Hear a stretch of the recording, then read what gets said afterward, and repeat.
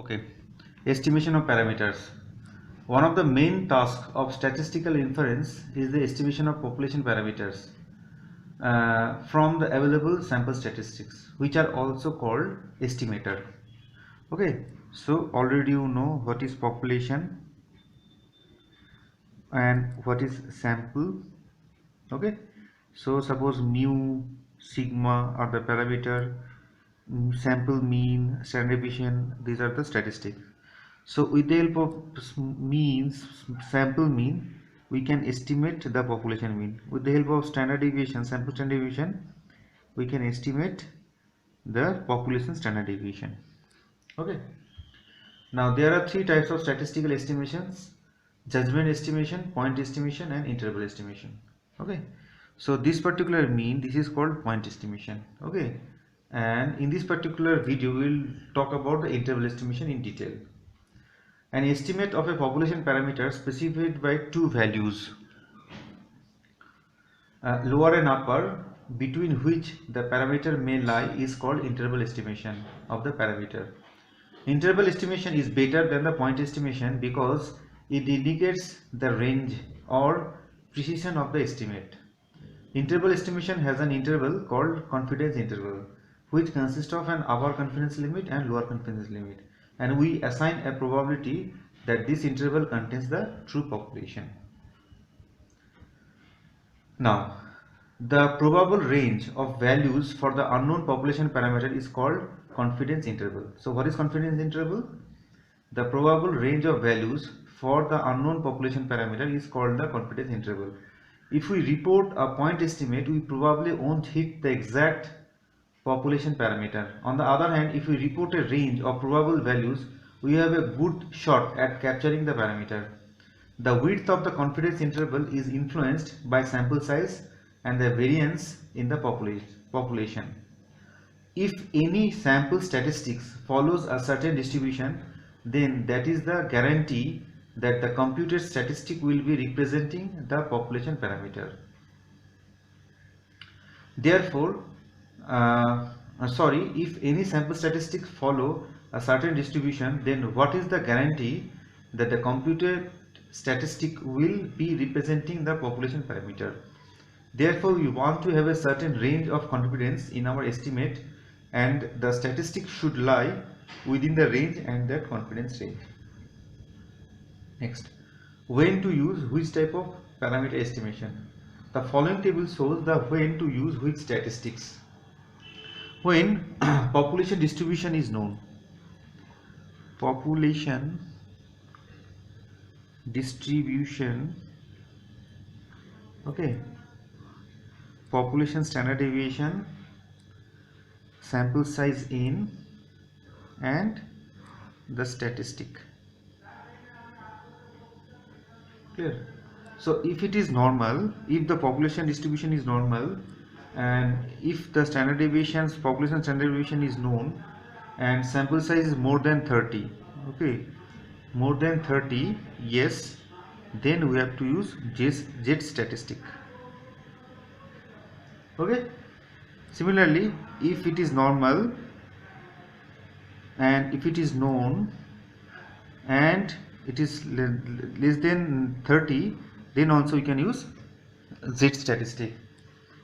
If it is normal, if it is unknown, and if it is more than 30, then we can use Z statistic. And if it is not normal, okay, now see, if it is not normal, population distribution is not normal, but population standard deviation is known, okay, and if the size is more than 30, then also you can use Z statistic. Okay. Now if it is not normal and if it is unknown and if the sample size is very large, more than 30, then also you can use Z statistic.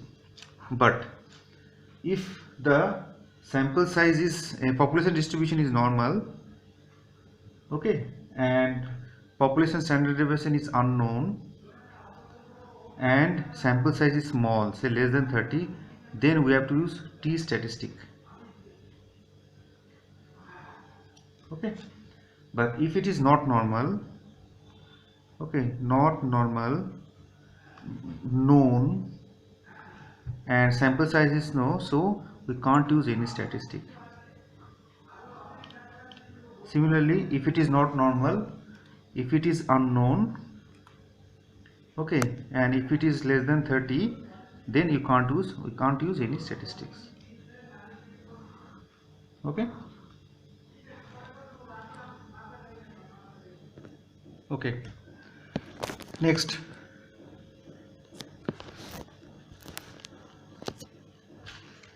what do you mean by level of confidence, critical value and confidence? Suppose we have selected many samples and built a confidence interval from each sample using the equation as follows. Now for two-sided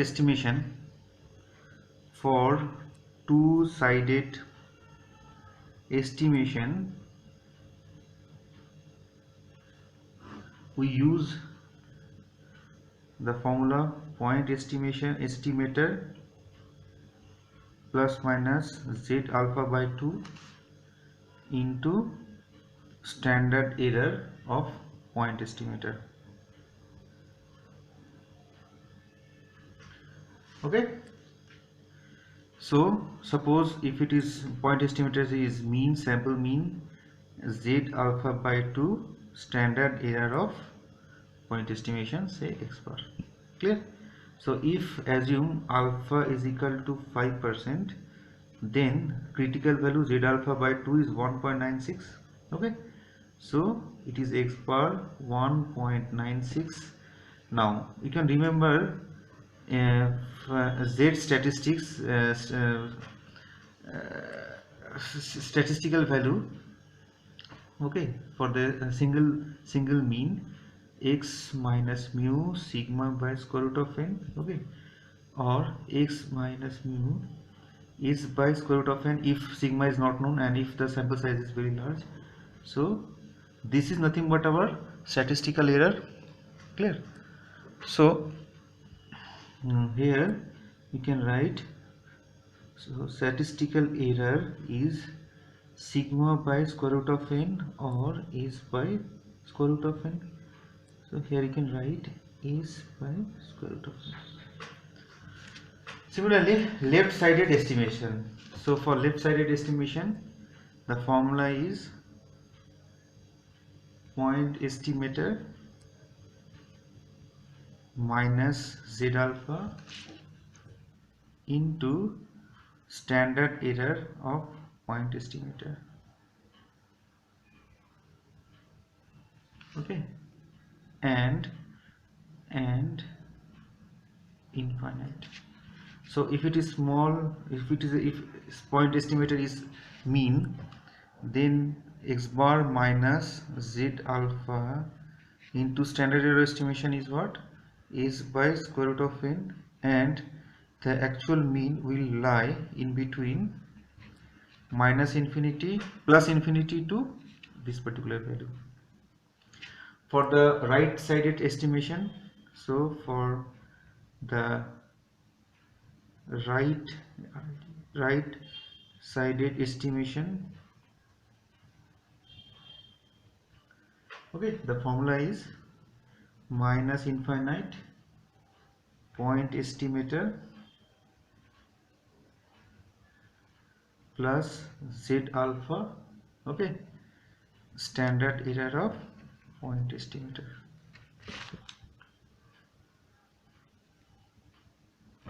Okay, so if it is a mean, so the range will be minus infinite mu, okay, x bar plus z alpha, point estimator is by square root of n. Okay, and already we know that if alpha is equal to 5%, then for right tail test the value is 1.645. so this z alpha value is 1.645. That means it is x bar minus 1.645 into s by square root of n mu square root of, okay. Similarly, in this case, range will be minus infinite mu x bar plus 1.645, okay, is by square root of n. Okay.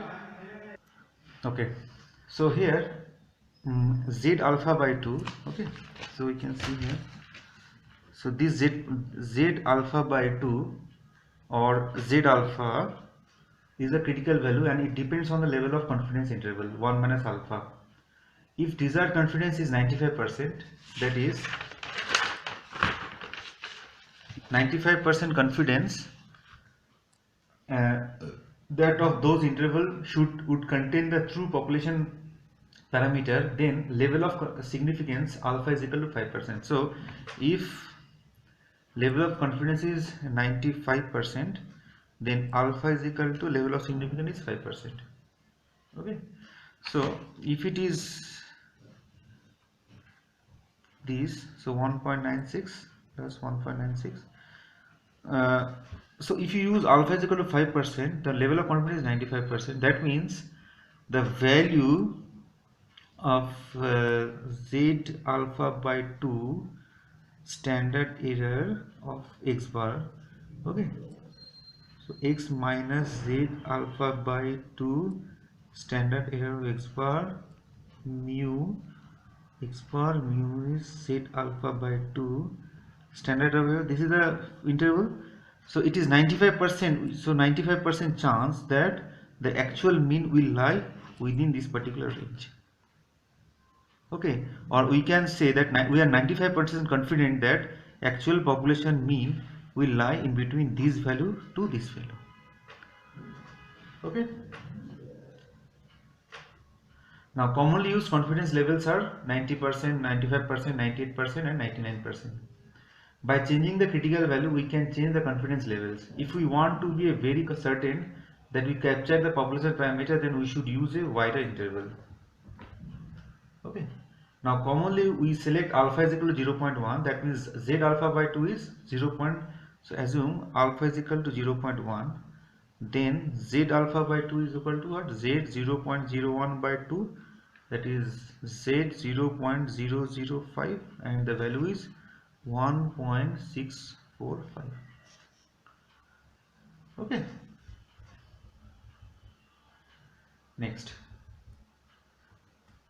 Critical values. As we know that the critical value minus z alpha by 2 is the lower critical value. Okay, so this is minus z alpha by 2 is the lower critical value and z alpha by 2 plus z alpha by 2 is the upper critical value. Alpha is called the level of significance. Okay, area covered by z alpha by 2 to minus z alpha by 2 is 1 minus alpha. So this particular area is 1 minus alpha and it is called the confidence level. Okay. Now conditions for confidence interval. Conditions for confidence interval. Okay, so conditions for confidence interval. Samples should be independent to each others, and number 2, samples should be large enough so that x bar is normally distributed. Okay, so first one is what? Samples should be independent to each other. Second is what? Sample size should be large, okay, generally greater than 30, so that x bar is normally distributed. Now robust confidence intervals. A method for constructing a confidence interval is robust if the resulting confidence intervals include the population parameters approximately the percentage of time claimed, say 95%, 90%, 99% by the confidence level, even if a necessary confidence for the confidence interval isn't satisfied. Next, confidence interval versus precision. If we use wider interval, then precision will go down. That is, we are not able to predict the population parameters precisely. We can increase precision by increasing sample sizes, because by increasing sample size we can reduce the standard error and therefore it reduces the margin of error as well as the range of the interval. In other words, larger samples result in smaller standard error, and therefore in sampling distribution that are more clustered around the population mean. A more closely clustered sampling distribution indicate that our confidence interval will be narrower and more precision. So already you know, so the formula x bar z alpha by 2 is by square root of n. So if you increase this n, we can reduce the whole value. If you reduce the whole value, that means we are reducing the range. Okay, we can reduce the lower limit and the difference between lower limit and the upper limit. Next, steps to construct confidence interval. Here we discuss common steps to construct confidence interval for population parameters as follows. So first step is, first step is collect samples of size n. Okay. Second, calculate sample statistic. Say it may be x bar, it may be p, and standard error of sample statistic. So standard error of sample statistics. So if it is a mean, so standard error will be by square root of n. Okay. Next, step 3, choose confidence level. Okay. So confidence level is 1 minus alpha, where alpha is the significance level. Obtain lower critical value and upper critical value. So for two-tailed test, the upper critical values are z alpha by 2 and lower critical value is minus z alpha by 2. If it is right-tailed test, the upper critical value is z alpha. Okay, if it is right-tailed estimation confidence. Okay, so you can see here. If it is right-sided estimation, okay. So if it is right-sided estimation, the critical value is this. If it is left-sided estimation, it is z alpha. So you can see here it is alpha by 2, but here it is alpha. Okay. Now, step 4. Calculate the interval and state with known degree of confidence that the parameter is indicate in the interval. Okay. So if the statistical point estimation say SS, okay, then two-sided confidence limits, that is SS plus Z alpha by 2 and standard error of SS, already we know. For one-sided confidence limit for left-sided test, left-sided estimation, then this will be the SS minus Z alpha standard error, okay, of SS and say population parameter plus infinite, and for right side estimation minus infinite population parameter SS plus Z alpha standard error of sample statistic. Clear? Now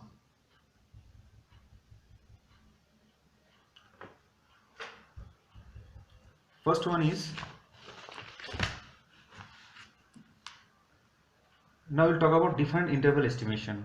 Different interval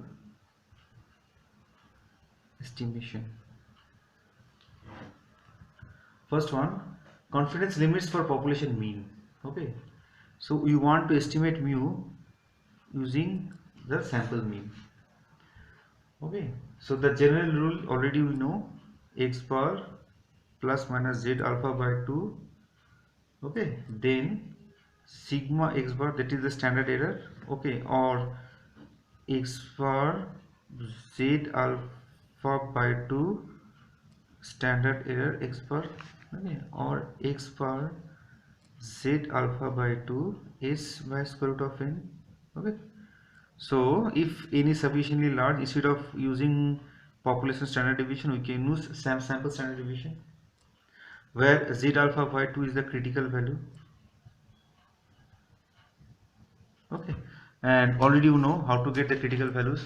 So from the table we can get the critical values. So critical values, if it is 1% for two-tailed test, plus minus 2.58. If it is 5%, plus minus 1.96. For right-tailed estimation, plus 2.33. For left-tailed estimation, minus 2.33, and so on. So already we know this particular table. Okay, now solve one problem. A machine is producing medical instrument, and it is assumed that the standard deviation of the length of the instrument is 10 centimeter. Okay, a sample of 200 instruments is selected and their average length is found to be 100 centimeter. Determine the 99% confidence interval for the population mean. Okay, so standard error, that is sigma by square root of n, because sigma is given. Okay, so 10 by square root of 200, that is 0.7071.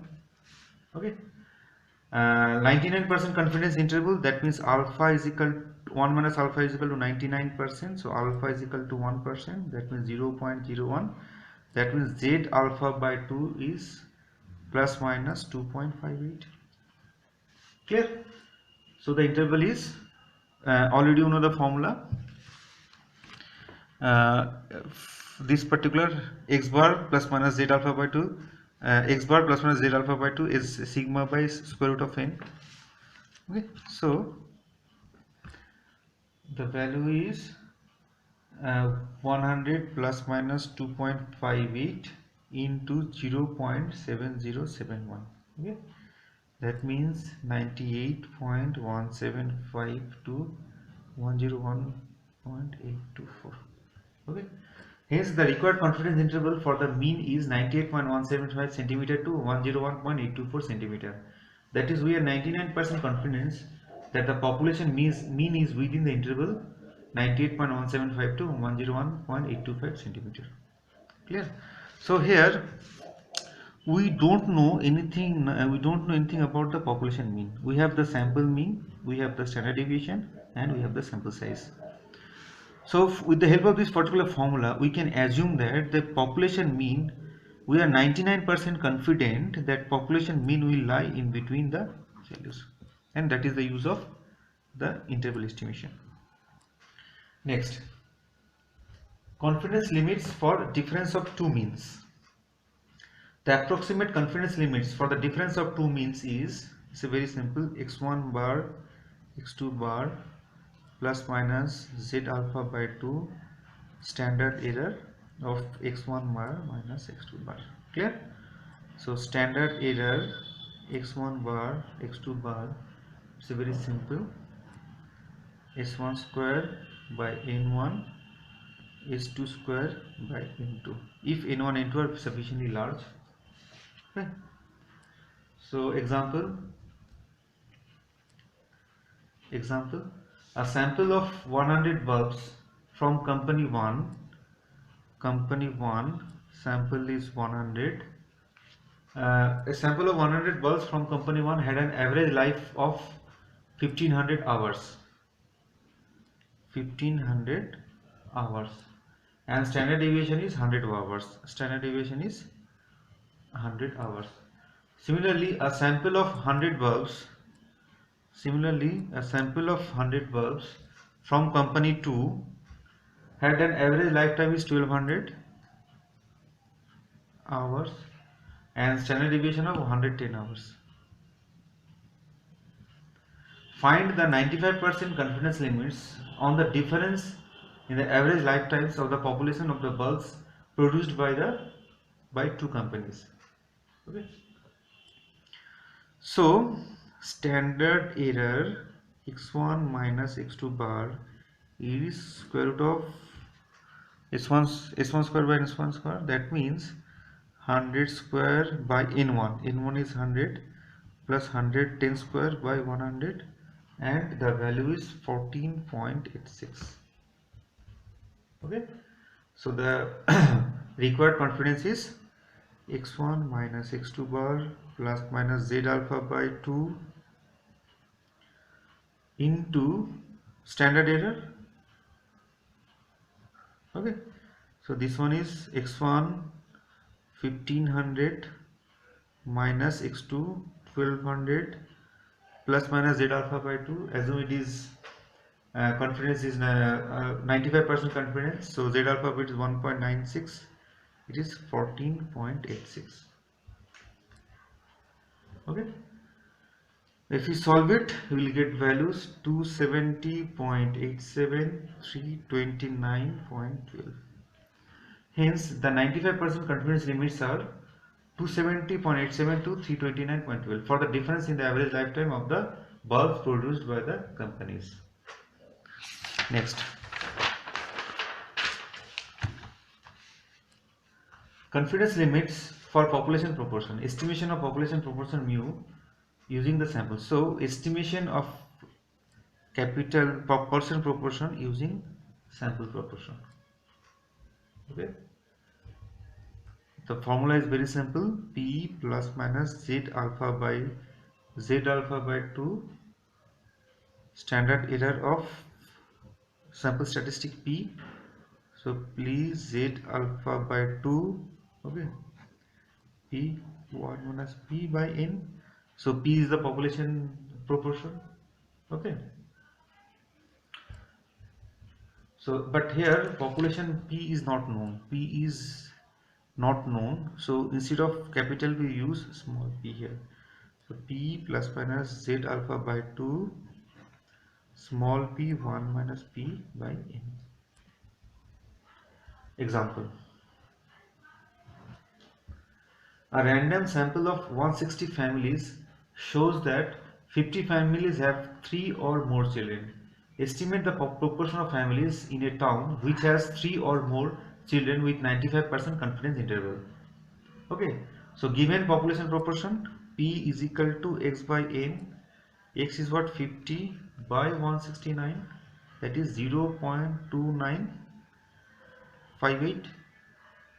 The confidence limit is 95%, alpha is equal to 0.5, that means Z alpha by 2 is plus minus 1.96. Okay, the confidence limit for the population proportion is P plus minus 1.96, 0.2958, 1 minus 0.2958 by n is 169. Okay, so P is what? 0.2958 plus 1.96, 0.2958, 1 minus 0.2958 by 169. So 0.2269 to 0.3646. Hence, the population proportion of families who have 3 or more children is in between 0.2365 to 0.355. Next, confidence limit for difference of two proportion. Difference of two proportions.